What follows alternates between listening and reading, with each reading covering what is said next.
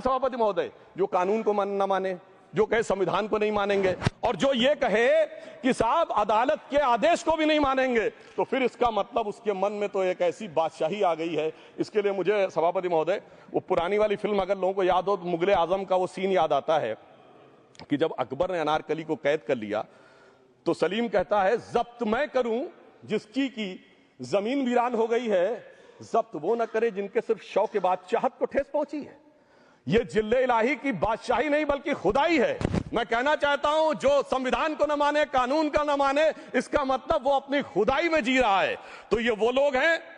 और वैसे मैं सभापति महोदय, खुदाई से आजकल बहुत से लोगों को डर लगता है,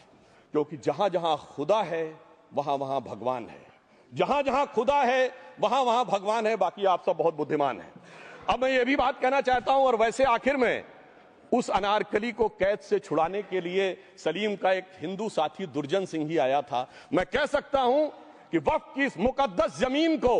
अगर कैद करके रखा है तो उन चंद लोगों ने जिनके दिमाग आज भी उन चीजों में भरे हुए हैं कि कोई समझता हम तो किसी जमाने में हुक्मराने वक्त थे, कोई कहता हुजूर नवाब थे, कोई कहता बादशाह आलमगीर थे, कोई कहता है बादशाह गाजी जिंदा पीर थे। तो नदीमुल हक साहब ने जो बोला था ना, किसी के बाप का हिंदुस्तान थोड़ी है, बिल्कुल मैं कहना चाहता हूं जिन्होंने इस देश के लिए खून बहाया उनके बाप का हिंदुस्तान है, उस गरीब मुस्लिम कारीगर के बाप का हिंदुस्तान है। पर जो ये कहते हैं कि आगरे का लाल किला किसके बाप ने बनवाया, आगरे का किला किसके बाप ने बनवाया, दिल्ली का किला किसके बाप ने बनवाया, हैदराबाद का चार मीनार किसके बाप ने बनवाया, उसके बाप का यह हिंदुस्तान नहीं है।